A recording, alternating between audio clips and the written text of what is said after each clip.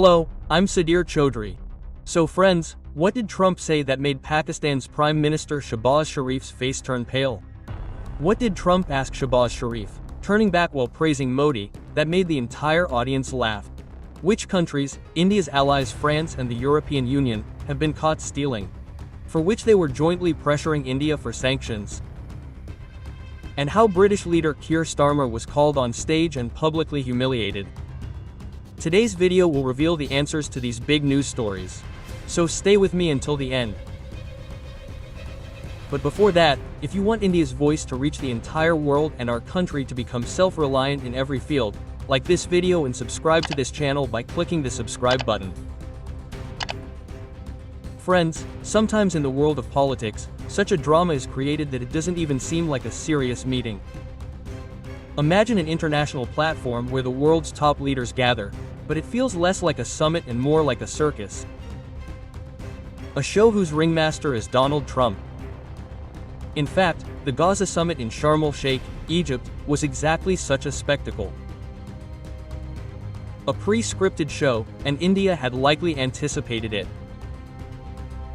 This was why Prime Minister Modi was absent from the stage. Now that the curtain has been lifted on this entire drama, it's clear that PM Modi's absence wasn't a missed opportunity, but a masterstroke by India. Friends, I have some videos from that event that will leave you astonished. British Prime Minister Keir Starmer was called on stage and publicly humiliated. The poor man came to the microphone with high hopes of speaking, but Trump sent him back without saying a word. Imagine what a scene is like when a country's prime minister is publicly humiliated on a major international stage.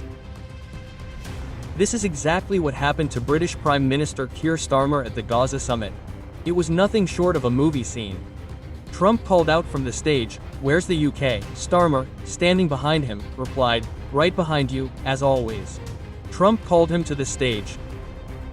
Starmer stepped forward with high hopes that he might get his chance to speak. But before he could say a word, Trump signaled him to leave. Seeing this, many, including Canadian leaders, couldn't contain their laughter. Poor Starmer's face fell, and he was left swallowing the humiliation. This is no small incident, friends. It shows how even old friends like Britain are changing in America's status. And this joke wasn't limited to Britain.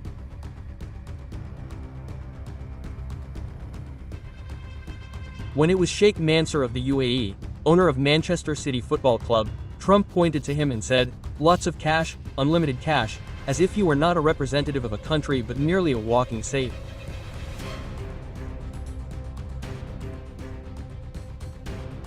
And when Pakistan's Shehbaz Sharif began singing praises of Trump, Italy's Prime Minister, Giorgia Meloni, sitting behind him, couldn't contain her laughter. But even more important than all these videos is the question: what message has India sent to the world by not sending PM Modi? This is no small matter, friends. There's a deep strategy behind this. India sent neither PM Modi nor Foreign Minister Dr. Jaishankar to this summit. Instead, Minister of State for External Affairs, Shri Kirti Vardhan Singh, was sent. Congress MP Shashi Tharoor even questioned whether India had missed a major opportunity. But now that the full images of the summit have surfaced, it's clear that this wasn't an opportunity, but a trap. India wisely avoided our Prime Minister. It seemed as if the entire summit was staged solely so Donald Trump could take a victory lap before the world. He wanted to show his voters, "Look how great I am. More than 30 of the world's most prominent leaders are standing before me with their heads bowed."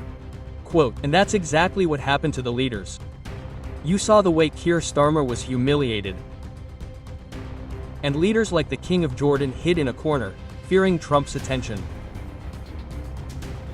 and humiliation. The real star of the show was Pakistan's Prime Minister Shehbaz Sharif. Trump knew that if he wanted someone to praise him falsely, who could be better than Shehbaz Sharif? And Sharif did not disappoint. Even Meloni, sitting behind him, was astonished by his flattery. Sharif declared, "President Trump is the true messiah of peace. He has worked day and night to save the world. Today, I once again nominate this great president for the Nobel Peace Prize." Quote, he had nominated Trump twice for the Nobel Peace Prize and claimed that Trump had saved millions of lives by stopping the India-Pakistan war. Hearing this, any sane person would be unable to contain their laughter. The point was reached when Trump, referring to India and Pakistan, said, "I stopped the war between the two countries. Now they will live happily ever after." Quote, then he looked at Shehbaz Sharif, who was hiding behind him, and asked, like a child, "Am I right?" Poor Shehbaz Sharif hesitated at first, but then immediately replied, "Yes, sir, whatever you say is right." Friends, if our Prime Minister or Foreign Minister had attended this humiliating summit, it would have been an insult not only to them but to all 1.4 billion Indians. India saved its face by not attending and also sent 3 strong messages to the world, especially to Trump. The first and strongest message: India is not a slave to America. Trump may have called PM Modi his friend, but India made it clear, "We will not come to be a part of your election campaign or victory lap. Those 20 leaders who have come to bow before you will bow. Let them. India is not one of them. We may be partners, but not your lackeys." Quote, the second message: distance from Pakistan means distance. India knew that Shehbaz Sharif would be there, and perhaps Asim Munir too. Trump would surely have tried to get an awkward photo taken of PM Modi and Shehbaz Sharif standing together. This would have sent the wrong message to the world that India is ready for talks with Pakistan, which is not the case. India saved itself from this embarrassment.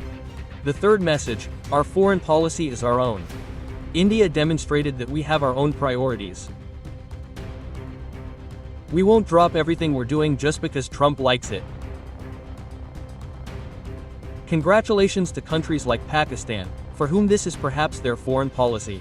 India has an independent and self-respecting foreign policy. Hello friends, those who are calling it a missed opportunity must now understand that PM Modi's decision not to go there was a masterstroke. It demonstrates India's growing strength and confidence, which is unwavering. Trump suddenly begins to praise India. He says, "India is a great country, with a very good friend at the helm, and he has done a truly remarkable job." Trump says, "I think Pakistan and India will now live together very well, isn't it?" At Trump's direct question, poor Shehbaz Sharif simply nods, and as he nods, all the politicians and media present there begin to smile slightly. This scene was captured on camera, and the video is now spreading like wildfire on social media. But friends, this was just a spectacle for all to see. The real, and biggest, game was going on behind the scenes, involving Israel, Turkey, and Egypt. Israeli Prime Minister Benjamin Netanyahu was also invited to this summit, but he didn't come because of Turkish President Erdogan. Erdogan called Egyptian President al-Sisi and sternly warned him that if Netanyahu's plane landed in Sharm el-Sheikh, his plane would turn back for Avaz. This wasn't an empty threat. Netanyahu was scheduled to arrive until 40 minutes before the summit began. But Erdogan's plane actually circled over the Red Sea and didn't land until Egypt confirmed that Netanyahu wasn't coming. Ultimately, Egypt bowed to Erdogan's pressure and Netanyahu was denied entry. Later, Netanyahu's office made the excuse that he couldn't come due to a Jewish holiday. But the world knows the truth. This incident demonstrates how Turkey's influence in the Middle East has grown, and Erdogan has sent a clear message to Israel that its arbitrariness will no longer be tolerated. Who was the hero of this entire drama? Amidst all these tensions and political maneuvering, host Egypt's president, Abdel Fattah al-Sisi, honored Donald Trump with Egypt's highest civilian honor, the Order of the Nile. Now, let's turn to the news that exposes Europe's duplicity. Remember how the European Union and France were criticizing and imposing sanctions on India for buying oil from Russia? Now, it's been revealed that they themselves are secretly doing the same thing. According to a report, 7 EU countries, with France and the Netherlands at the forefront, have started buying even more oil and gas from Russia than before. France has increased its purchases by 40%. This is called advising others and embarrassing oneself. The EU has increased its dependence on Russian energy to approximately 11 billion euros in the first 8 months of 2025. So friends, this was today's complete update. presented to you after a lot of research and hard work. What do you think about this whole issue? Please let us know in the comments. And friends, before we go, please do us a small favor. Support our efforts by giving this video a like and sharing it with your friends. Thank you.